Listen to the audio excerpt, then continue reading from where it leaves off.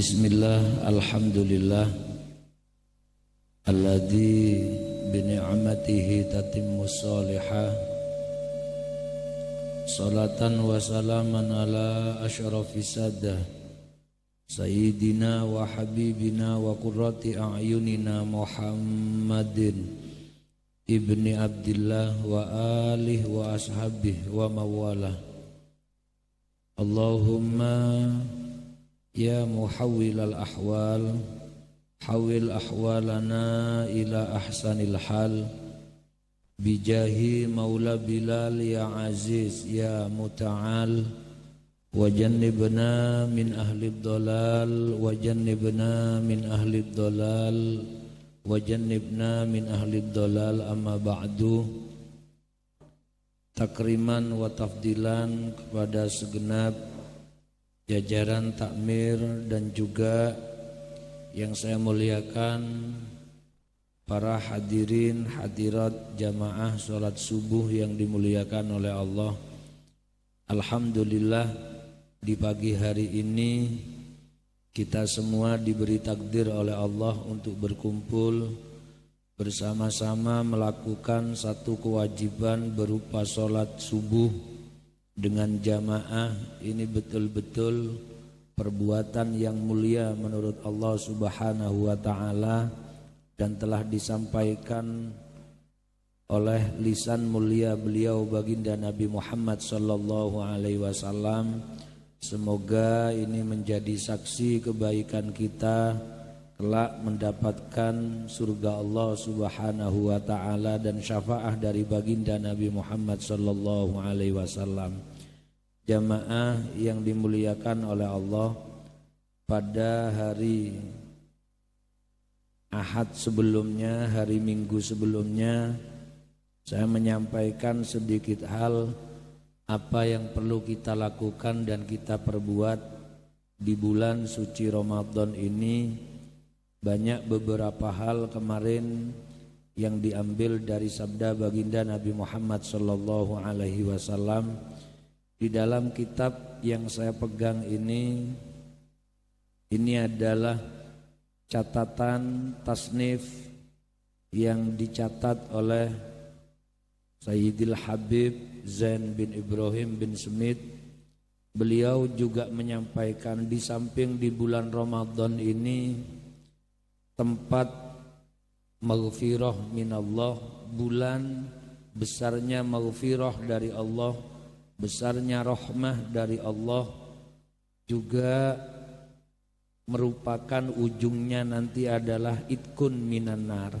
Kita diselamatkan dari nerakanya Allah Subhanahu wa ta'ala. Amin, Allahumma amin.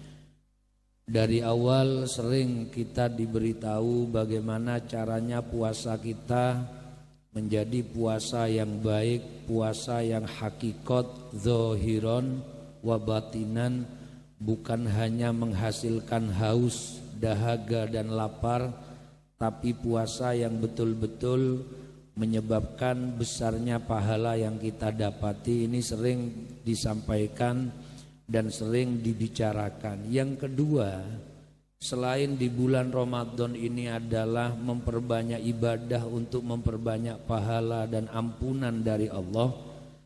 Juga tercatat di dalam kitab ini, karena perintah atau kemuliaan bulan Ramadan ini disampaikan oleh baginda Nabi Muhammad, man adraka Ramadan, barang siapa yang menututi bulan Ramadan, sinten kimawon ingkang nututi sasi Ramadan, tapi kok falam yughfar lahu, kok tidak mendapat ampunan dari Allah, berarti ini merupakan askhatun nas, orang yang paling dimurkai oleh Allah, ab'adun nas minallah, berarti dia paling jauhnya manusia dari Allah. Ini saking mulianya bulan Ramadan dan banyaknya pahala di bulan Ramadan.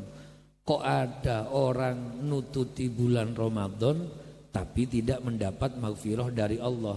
Berarti ini kalau coro Jawa kok nemen celokoi sampai nututi Ramadan tapi ndak oleh pengepurane Gusti Allah. Makanya ini saking mulianya bulan Ramadan. Di kelanjutan hadis itu disandingkan oleh baginda Nabi Muhammad SAW terkait dengan birrul walidain. Makanya Sayyidil Habib Zain bin Ibrahim bin Smith menyampaikan, barang siapa orang yang mempunyai orang tua, maka falyu'ahidillah, berjanjilah kepada Allah fi syahri Ramadan, di bulan Ramadan ini, ayyubirrohuma, untuk berbakti kepada kedua orang tua. Ini saking pentingnya berbakti kedua orang tua hingga juga disandingkan oleh Rasulullah ketika mendapatkan maghfirah di bulan Ramadan juga diharuskan mencari ridho orang tua. Ini karena sering jadi masalah dan di kita sendiri ngaku tidak ngaku ini jadi masalah. Kita lebih mendahulukan penghormatan, penghargaan kepada istri kita, tapi jarang menghiraukan kepada orang tua kita. Ini kesalahan besar. Makanya bagi para ibu-ibu, perintahlah atau dukunglah suaminya untuk berbakti kepada orang tuanya. Bukan malah menghalangi bakti suami kepada kedua orang tuanya. Saya sering dari dulu menyampaikan di masjid ini, di Masjid Al-Fajar, sering urun rembuk bagaimana yang terjadi kepada sahabat Alqamah. Alqamah ini tidak sholat di Masjid Al-Fajar, tapi sholat bersama baginda Nabi Muhammad SAW. Bukan didoakan para ustadz, para kiai, tapi Sayyidus Tsaqalain Rasulullah SAW. Bagaimana kisah dan cerita riwayah yang nyampe ke telinga kita. Alqamah susah menyampaikan kalimat tauhid di akhir hayatnya, tidak bisa dan tidak dapat. Lisannya mengatakan la ilaha illallah Muhammad Rasulullah. Kenapa? Ternyata diselidiki, Rasulullah akhirnya mengetahui sabab musababnya adalah orang tuanya pernah tersinggung dan tidak ridho terhadap apa yang dilakukan oleh Alqamah. Padahal Alqamah tidak sengaja. Beliau sahabat Alqamah ini sahabat Rasulullah, orang yang luar biasa hebat, membawa makanan, ibunya melihat. Alqamah tidak tahu kalau ada ibunya. Makanya kue makanan tersebut dibawa ke istrinya dulu. Takrimuz zaujah, tafdiluz zaujah alal mendahulukan penghormatan terhadap istri ketimbang orang tuanya. Ibunya ini tersinggung. Kalau orang Jawa bilang, kok umpama didramatisir seperti bahasanya orang kebon candi atau orang gondang wetan. Oh iya nak, pean wis iso tuku jajan, gawa jajan, ibu ndak ditawani nak, malah digawa nang bojomu dhisik. Ndak rido ibu nak, loro ati ibu nak. Ini ibunya kok umpama didramatisir bahasa Jawa, kira-kira begitu ungkapan tidak ridhonya. Gara-gara itu Alqamah ketika mau meninggal dunia di akhir hayatnya, alladzi yulakkinuhu, yang mentalkini, menuntun Alqamah untuk membaca kalimat la ilaha illallah di akhir hayat, ini bukan Pak Mudin di Indonesia, bukan Pak Mudin di kampung kita, tapi adalah Rasulullah. Ceket ini lisannya, lengket lisannya, Alqamah tidak dapat mengatakan la ilaha illallah.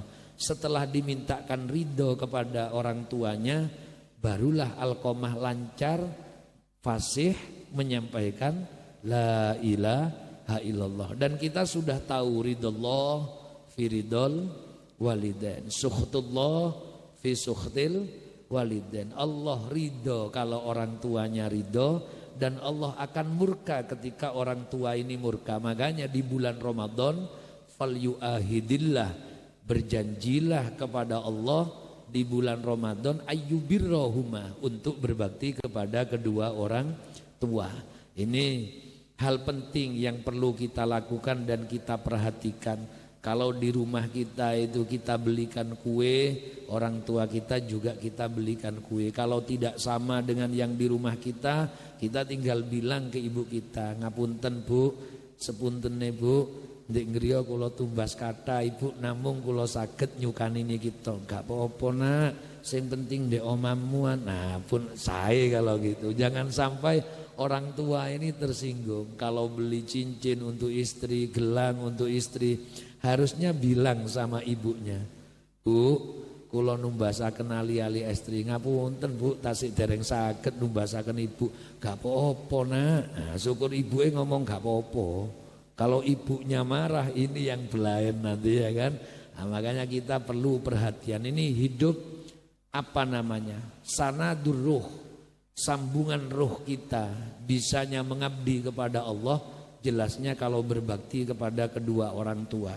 Karena disejajarkan dalam firman Allah, wa qadha rabbuka alla ta'budu illa iya wa bil walidaini ihsana. Ini sering saya sampaikan karena penting berbakti kepada kedua orang tua. Saya melihat ada satu video seorang ustadz ceramah, tapi yang saya ambil itu ada cerita indah betul, bikin hati ini terenyuh. Ada anak, namanya anak dari kecil ini mulai dugi tasih alit, namine tiang sepa pasti berupaya membiayai semua kebutuhan anaknya, terlebih untuk masa depannya.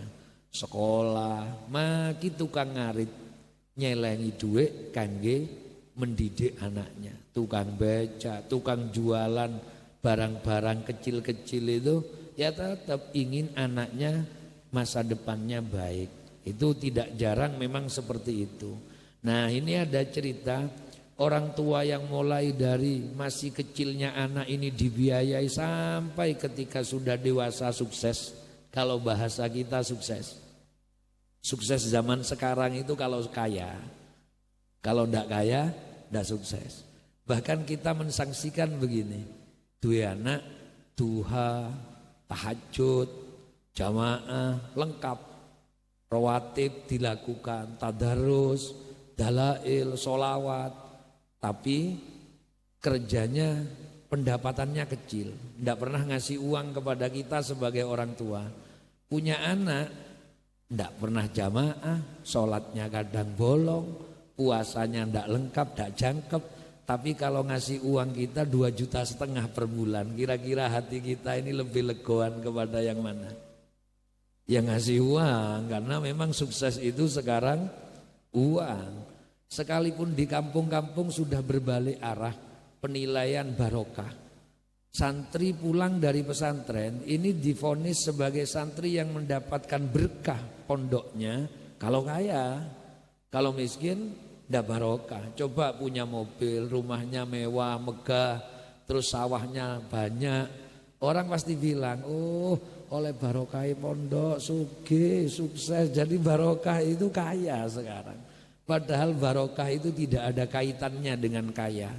Kalau barokah ini harus kaya, maka Sayyidatina Fatimah Az-Zahra dengan Sayyidina Ali itu paling tidak berkah hidupnya. Kenapa? Miskin.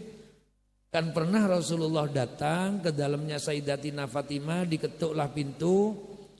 Kemudian Sayyidatina Fatimah menjawab, man fil kharid, siapa di luar? Ana abuki ya Fatimah, aku bapakmu Fatimah. Hal ma'aka rajulun ya abi, adakah engkau bersama orang lain wahai ayah?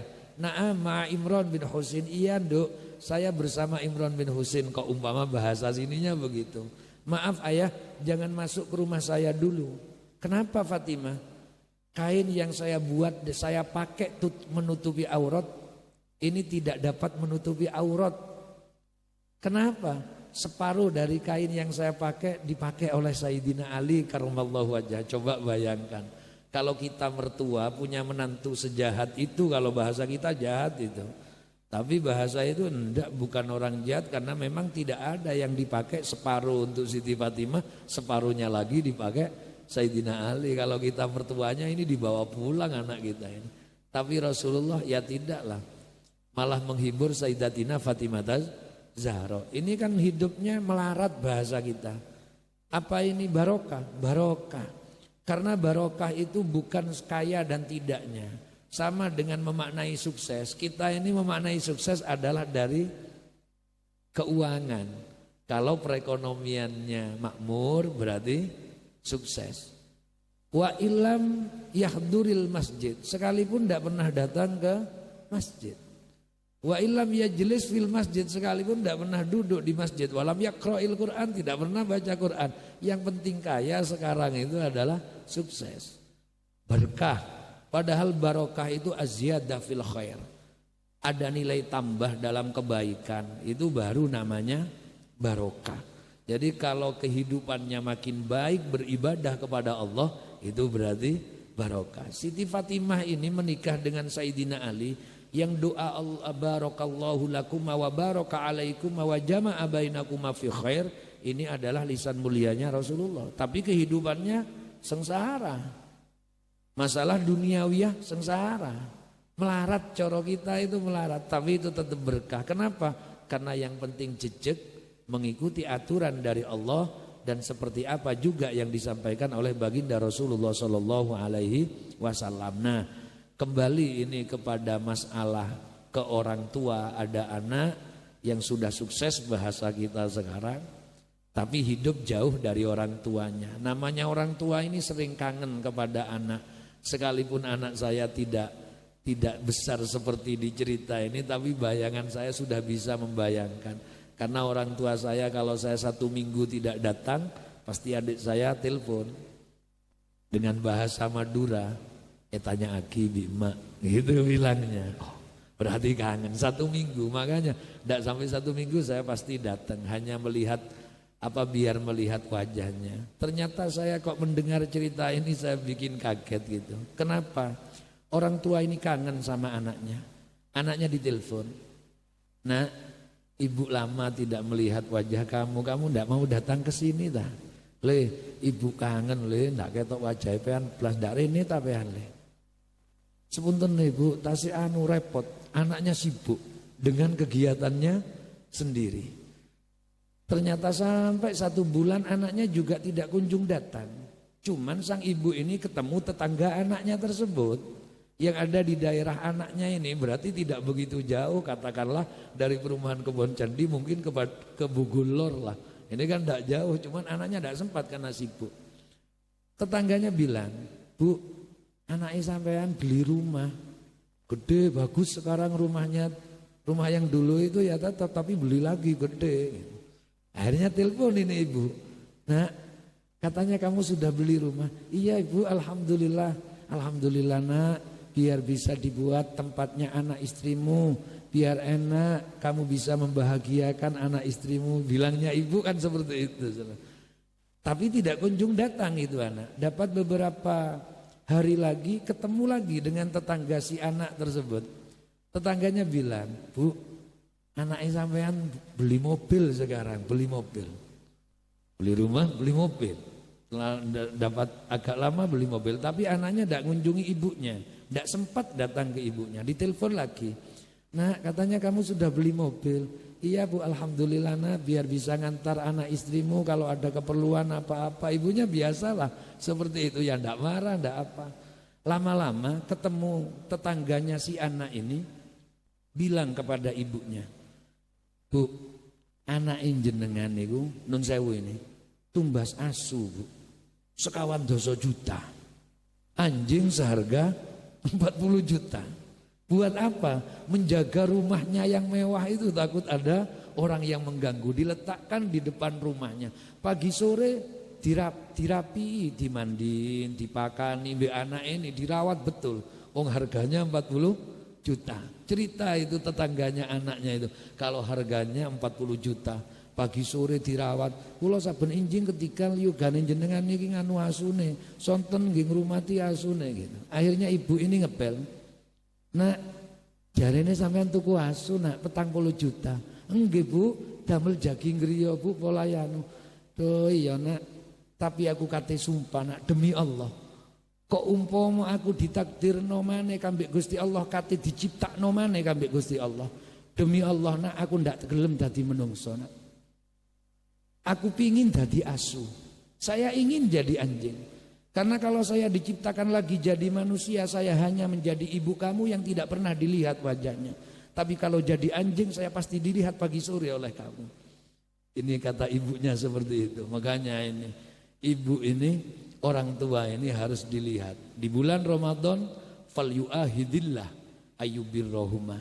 Berjanjilah untuk berbakti kepada orang tua. Kalau urusan setelah mati, pernah saya menyampaikan dan sering. Karena ada sahabat datang ke Rasulullah. Rasulullah, orang tua saya sudah meninggal. Bagaimana caranya berbakti kepada kedua orang tua yang sudah meninggal? Kaifa abiru abawaya ba'da mautihima? Rasulullah menjawab dan kita sudah dikasih tahu, yaitu wa minal birri antusolliya lahuma ma'a sholatika. Kalau kamu sholat, angkat tangan, sampaikan pahala sholatnya untuk kedua orang tua. Wa antasuma lahuma ma'asiyamika. Kalau sedang berpuasa, pahala puasanya kirimkan ke orang tua yang meninggal dunia, pahalanya. Kalau bersedekah, wa antasoddaqo anhuma ma'asodakotika. Kalau bersedekah, sampaikan pahala sedekahnya untuk orang tua yang meninggal dunia. Ini termasuk bakti anak kepada orang tua yang telah meninggal dunia. Kalau masih tanya, apakah sampai pahala kepada orang yang meninggal dunia?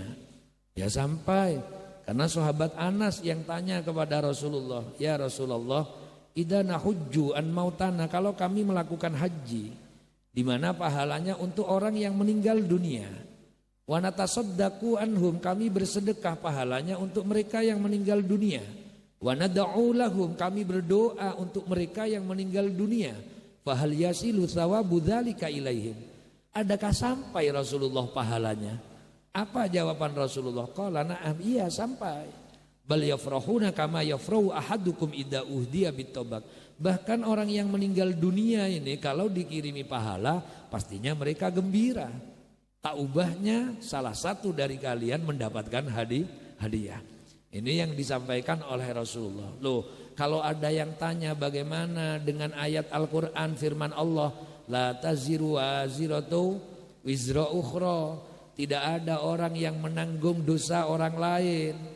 Juga pahala berarti tidak bisa menanggung pahalanya orang lain. Tidak bisa dikirimi pahala, laha ma kasabat wa 'alaiha maktasabat.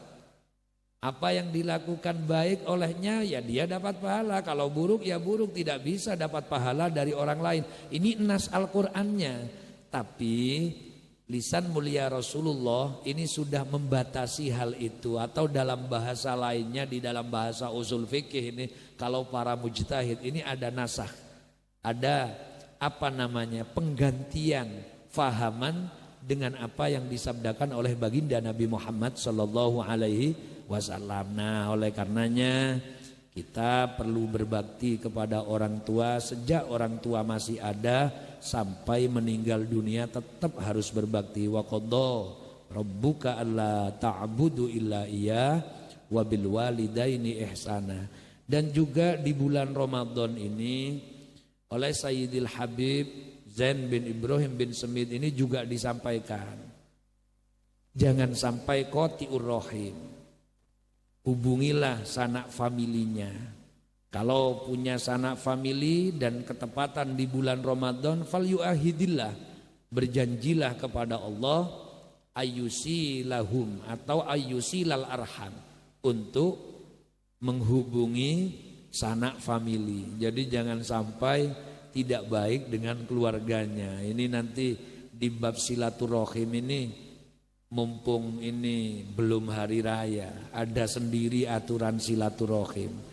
Jadi kepada keluarga terdekatnya dulu, misalane mindoan, orang Madura bilang sepopo, dupopo, kan seperti itu, kerabat dekat. Jangan orang lain dulu, teman akrab dulu, itu salah. Kalau menurut aturan syariat itu salah. Kadang kata orang Jawa, sing dulur koyok wong, sing uwong koyok dulur. Jadi kalau saudara sudah kayak bukan saudara, yang bukan saudara kayak saudara. Ini karena kepentingan-kepentingan pribadi, bukan mengikuti aturan dari syariatnya Allah dan syariatnya Rasulullah. Oleh karenanya Jangan sampai qati'ur rahim. Dan saya sering menyampaikan satu riwayat hadis yang memberitahukan tentang orang yang qati'ur rahim sudah tidak akan masuk surga. Qati'ur rahim la yadkhulul jannah. Orang yang memutus tali hubungan silaturahim, famili, kekeluargaan, saudara sesama muslim, kalau diputus maka la yadkhulul jannah, dia tidak akan masuk surga. Wa in mata bimulabisil ihram, sekalipun matinya dalam keadaan menggunakan kain ihram, tidak tanggung-tanggung, bukan di dalam Masjid Al-Fajar, fi jaufil Ka'bah, di dalam Ka'bah. Mati di dalam Ka'bah tapi memutus silaturahim, maka dialah yadkhulul jannah, tidak akan masuk surga. Makanya sampai pernah diceritakan, dan dulu mungkin saya pernah di hari Ahad pagi seperti ini, dulu di awal-awal pernah menceritakan ada seorang yang masyhur dengan sikohnya, jujur cek jujur, kalau dititipi uang ndak kalong. Kita yang ndak kalong pisan kalau dititipi uang, tapi disele-dise, ya kan? Kalong namanya itu. Kadang ada kabar, Dek, umpung merioyo, Dek, aku kate dititipi duit 200 juta. Engko sing 20 gawin tuku gelang mari dhisik, nyile dhisik. Engko lek wayahe dijaluk. Nah, kan gitu kalau kita ke istri langsung gitu. Ini ndak. Sampai-sampai setiap orang yang mau bepergian pasti uangnya dititipkan sama dia. Suatu ketika ada orang yang naik haji, berangkat pergi mau melakukan ibadah haji, titip uang sama dia. Sepulangnya dari haji, ringkes ceritanya, sepulang dari haji yang dititipi ini mati. Orangnya mati. Waduh, aku titip duit nang wong iki kok mati. Akhirnya didatangi istrinya. Bahasa sininya, Mbak Yu, saya ini sebelum berangkat haji dulu titip uang sama suami sampean. Sampean tahu ya uang itu di mana sekarang? Loh, ndak weruh aku, dia ndak pernah bilang. Kalau dititipi uang siapa saja ndak pernah bilang sama saya. Mungkin anaknya sampean tahu, anaknya dipanggil, ndak ada yang tahu. Bingung, ini uang banyak dititipkan, yang dititipi krono saking primpene sampai ndak ro kabeh, anak bojone ndak weruh. Ini mau tanya sama siapa? Akhirnya datang kepada salah seorang ulama di saat itu yang masyhur dengan ibadahnya yang luar biasa, rajulun soleh. Dia datang, Yai, saya mau tanya Yai, ini saya titip uang sama orang yang terkenal sikoh itu, katakanlah sebut dia namanya Abdullah, ke si Abdullah itu Kiai, ternyata dia mati Kiai. Banyak uang kamu yang kamu titipkan? Banyak Yai. Tanya ke istrinya, sudah Yai, dia enggak tahu. Anaknya enggak tahu Yai. Oh, karena dia orang baik. Kalau kamu pingin tahu uang kamu di mana dan mau tanya kepada dia, ruhnya orang baik ini bisa dipanggil dari Bi'ru Zamzam, sumur Zamzam. Kamu datang lagi ke Mekah, datang ke sumur Zamzam, berarti ini bukan orang Indonesia. Karena kalau orang Indonesia mau kembali lagi ke Mekah ini harus nunggu 17 tahun. Ini langsung pergi lagi ke Mekah. Sesampainya di sumur Zamzam dipanggil, kok umpama namanya Abdullah, dipanggil Abdullah, Abdullah, Abdullah, Abdullah. Tidak ada jawaban sama sekali. Kaget dia. Ini orang kan orang ahli ibadah, orang jujur, orang thiqah, masyhur dengan kebaikannya. Tapi ruhnya, arwahnya dipanggil dari Bi'ru Zamzam, sumur Zamzam, kok tidak jawab-jawab ya. Pulang akhirnya. Pulang, datang lagi ke Kiai itu. Kiai, ndak ada jawaban Kiai, mboten enten jawaban kula panggil dugi Bi'ru Zamzam. Oh, lek ruh ndak iso dipanggil teko sumur Zamzam, pean teko nang Yaman, ndek kono jenenge Bi'ruhud. Orang sana mengatakan Burhud. Burhud ini kan Bi'ruhud, sama dengan Bir Ali. Itu aslinya Bi'ru Ali. Tapi ala riwayah Abarro Ali, tempat pengasingan Sayyidina Ali. Ada yang mengatakan Bi'ru Ali, di situ ada sumurnya Sayyidina Ali. Nah ini Burhud, berarti Bi'ru Hud, sumur sejak masa Nabi Hud. Itu ada di Yaman. Datang ke sana, dipanggil, Abdullah, Abdullah, jawab. Nggih, enten napa? Lho Abdullah, dhuwitku sing tak titipno sampean ana ndi, bojomu ndak weruh, anakmu ndak weruh. Oh enten ndek ngajengi griya kula. Jenengan langkah 3 langkah ke depan, terus mantun 3 langkah ke kanan 3 langkah. Jenengan keduk ndek mriku, ndek lebet ngriku kula simpen artone jenengan. Oh, primpen anak bojo ndak weruh, ndak kalau, jujur nemen jujure. Ahli ibadah. Tapi orang ini sebelum pulang tanya, Hubdisi Abdullah, sebelum saya manggil kamu dari Bi'ru Hud ini, saya sudah memanggil kamu dari Bi'ru Zamzam. Soalnya saya dikasih tahu ruhnya orang baik ini bisa dipanggil dari sumur Zamzam.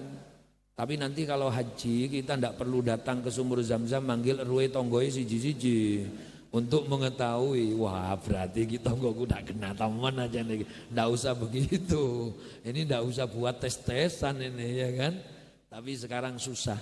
Masuk ke sumur Zamzam itu kalau hanya 1 kali datang ke Mekah masih tidak menjumpai orang yang bisa ngantar ke sumur Zamzam, karena bisa masuk ada jendela kecil, pintu kecil buat browot gitu, itu di parkiran di bawah pelataran Masjidil Haram.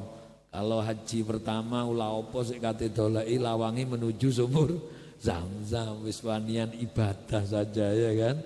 Nah, ini sebelum saya manggil sampean di sumur Hud ini Abdullah, saya sudah manggil kamu dari sumur Zamzam. Soalnya kiai bilang ruh orang baik bisa dipanggil dari sumur Zamzam. Ternyata kamu saya panggil dari sumur Zamzam tidak ada jawaban. Setelah saya panggil dari Bi'ru Hud, kok menjawab Abdullah? Padahal di sini ini katanya ruhnya orang yang tidak baik. Iya, saya sekalipun terkenal ahli ibadah, sekalipun saya ini terkenal orang baik, terkenal orang jujur, saya ini tidak baik sama saudara saya.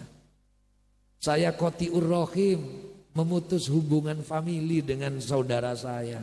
Saya tidak baik dengan adik saya terlantarkan, saya tidak pernah hubungan dengan dia, tidak pernah saya hiraukan. Ini sudah termasuk hikayah, riwayah yang masyhur di berbagai kitab menceritakan orang yang Qoti'ur Rahim, karena memang pada dasarnya sudah disabdakan oleh baginda Nabi Muhammad sallallahu alaihi wasallam, Qoti'ur Rahim la yadkhulul jannah wa in mata bimulabisil ihram fi jawfil Ka'bah.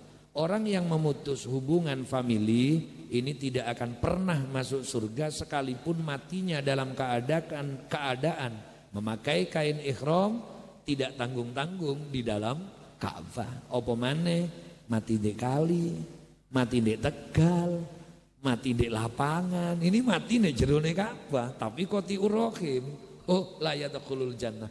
Katik Qoti'ur Rahim mati di Tegal pisan. Oh tambah tidak jelas ini sudah.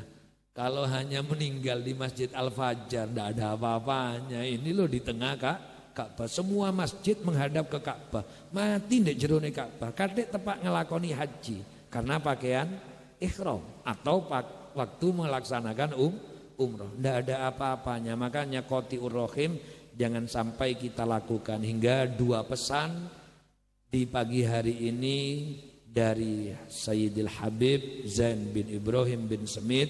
Pertama terkait dengan birrul walidain, yang kedua terkait dengan silaturahim, jangan sampai jadi Qoti'ur Rahim. Nah ini yang disampaikan oleh Habib Zain. Kemudian para hadirin hadirat, ini ada pertanyaan, soalnya kemarin terlalu lama.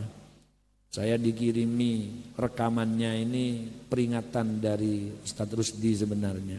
Ojo suwe-suwe, 48 menit, kan sama dengan begitu, saking tidak bilang. Kemarin itu 48 menit rekamannya, itu kan terlalu lama. Makanya kalau jamaah sekarang berkurang berarti aduh ojo ahad saya suwe saya wanian ndak jamaah ketua begitu. Kalau rutinan itu harus sebentar, jangan lama-lama. Ini ada pertanyaan, bagaimana kalau ada orang tidak memumpuni pada bidang agama, kemudian belajar pada YouTube dan mengajarkannya pada majelis? Mohon penjelasannya.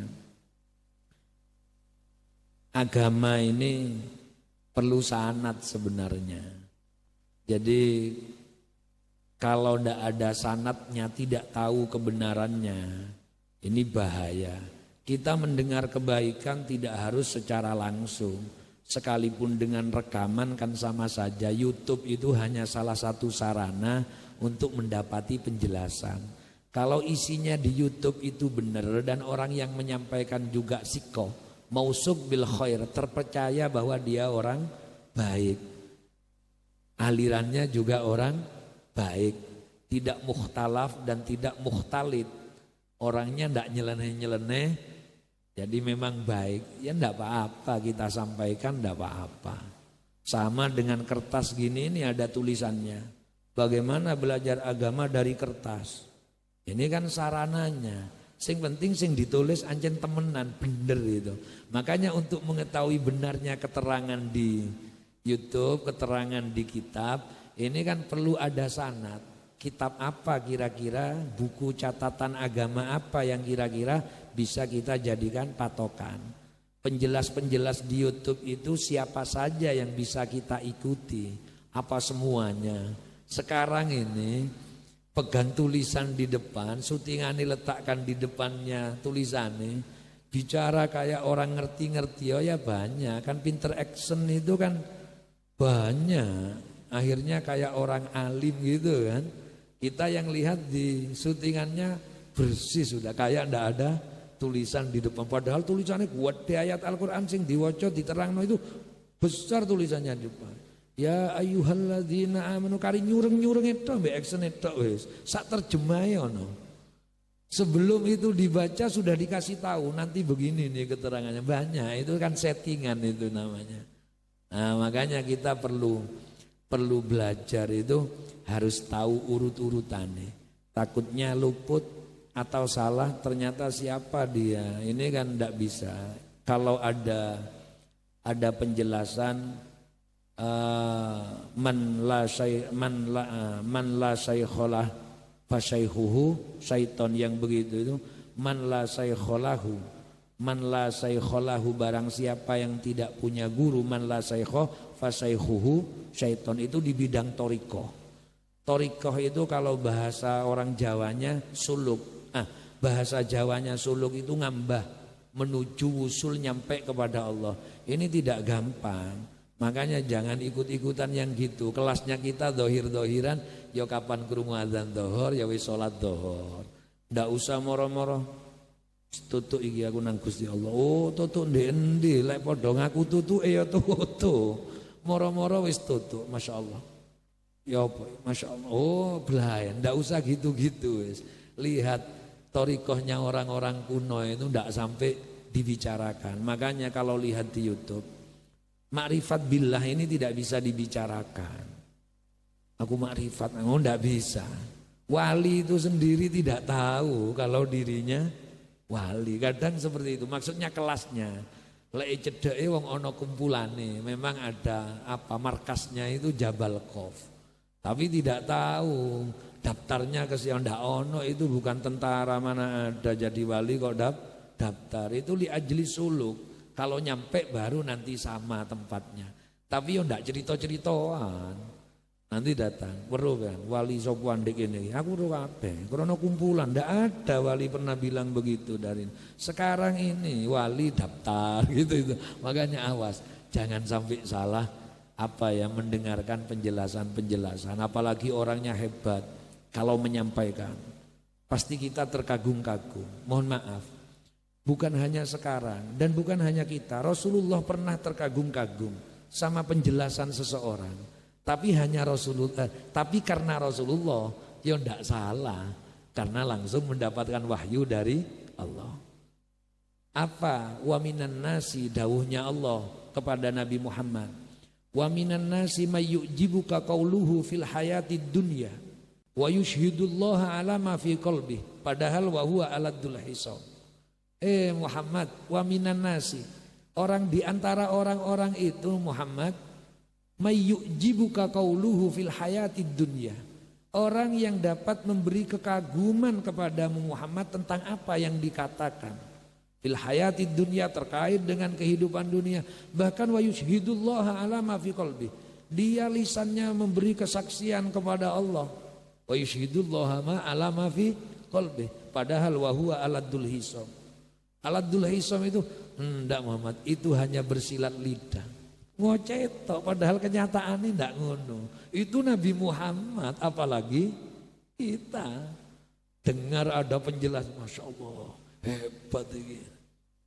Keliru akhirnya. Kalau Nabi Muhammad tidak sampai keliru, langsung dielingno dengan Allah. Wa minan nasi may yu'jibuka qawluhu fil hayatid dunya wa yushhidullaha ala ma fi qalbih wa huwa aladdul khisam. Selesai.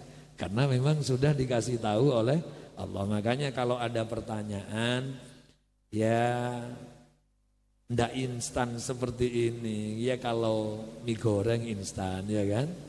Ndak usah gawe, langsung digodhog, banyune umep, cemplungno, bumbune dipasang di piring, digulek, langsung dimakan mie instan. Kalau masalah ilmu agama ini ndak bisa mie instan, kayak mie instan itu ndak bisa. Belajar harokat itu ibu. Karena lafadz min saja, kita misalkan tahu min ini maknanya dari. Oh ndak, bahasa Arab tidak. Tidak semua min itu maknanya dari. Min Makkah ila Madinah. Dari Mekah sampai Madinah. Tapi min itu banyak, ada yang bermakna ila, ada yang bermakna ala. Ini kalau ngajinya ndak lama, ndak kepetuk dengan seperti itu.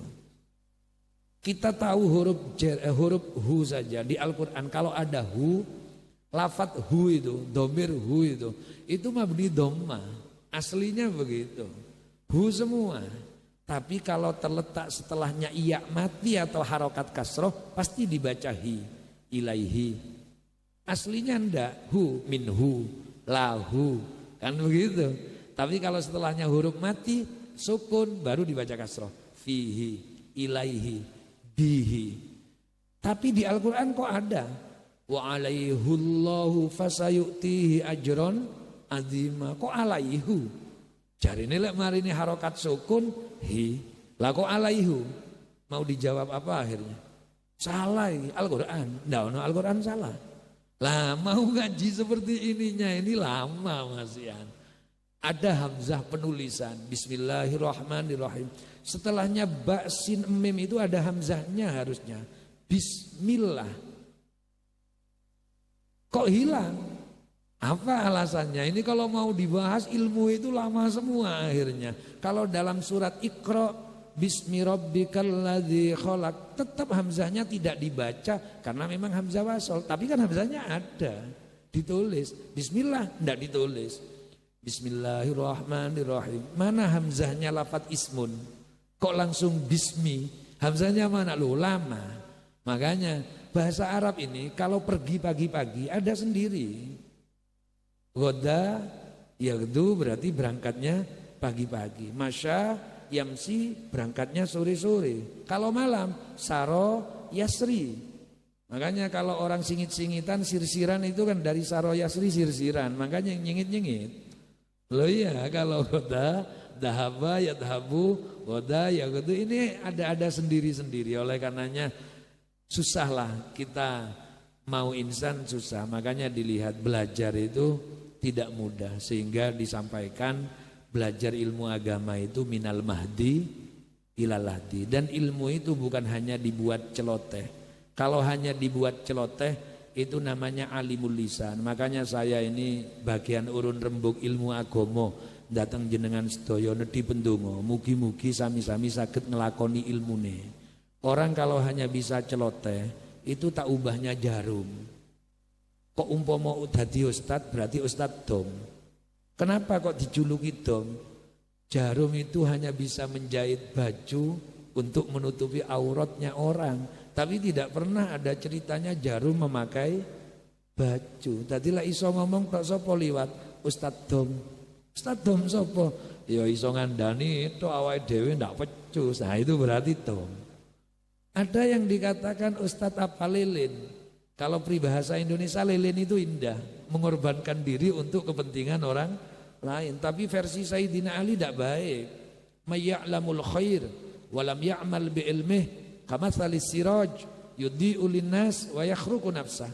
Orang yang mengetahui kebaikan bisa menyampaikan kebaikan tapi dirinya sendiri tidak mengamalkan, maka tak ubahnya lilin, mampu menyinari orang lain tapi dirinya sendiri terbakar oleh api neraka nantinya. Itu kan berarti lilin versi Sayyidina Ali. Kalau versi pribahasa Indonesia, di Indonesia bagus jadi lilin.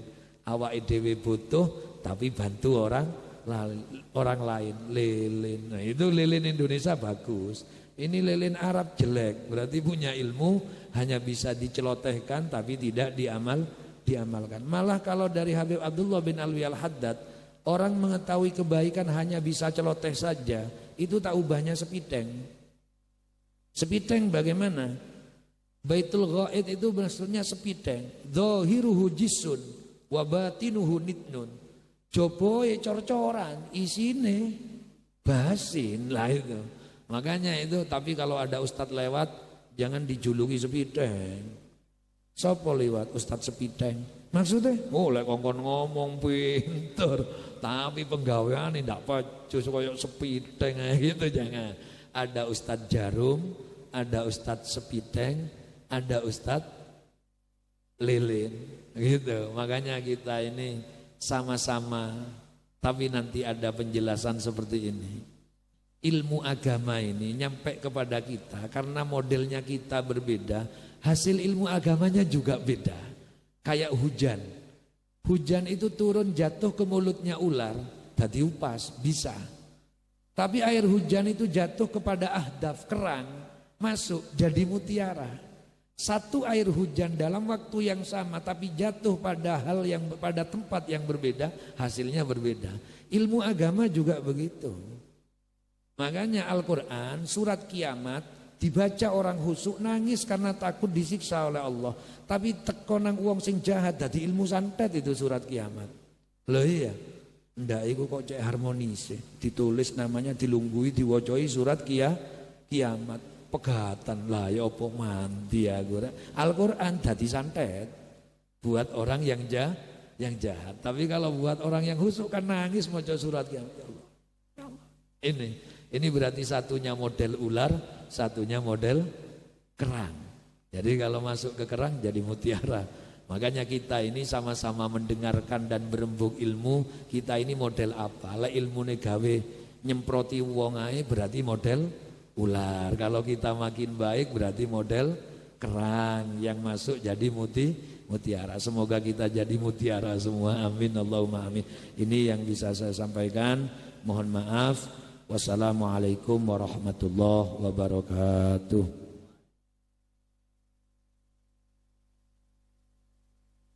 Allahumma salli ala sayyidina Muhammad alhamdulillahi rabbil alamin. Allahumma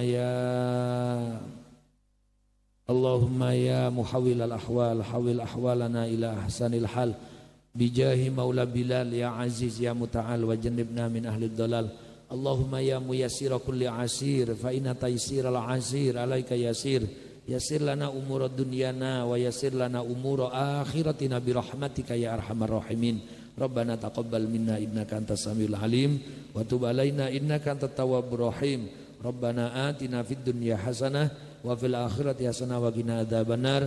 Subhana rabbika rabbil izzati amma yasifun wa salamun al mursalin walhamdulillahi rabbil alamin. Al-Fatihah.